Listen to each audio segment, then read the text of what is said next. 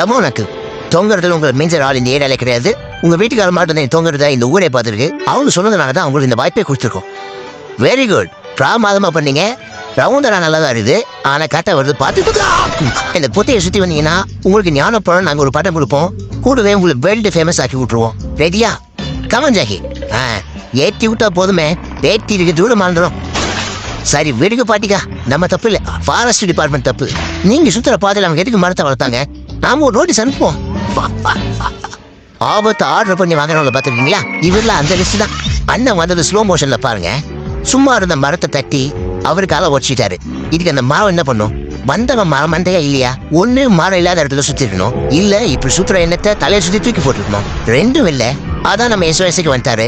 தொங்குறதுக்கு முன்னாடி யோசிச்சிருந்தீங்கன்னா இப்படி பங்கமா இருப்பீங்களா? தூண்டில மாட்டின மீன் எப்படி கஷ்டப்படும்னு இவர் மீனா இருந்து ட்ரை பண்ணிருக்காரு. இவருக்கு தூண்டில் போட்டு பிடிச்சவங்க இவரை தூண்டி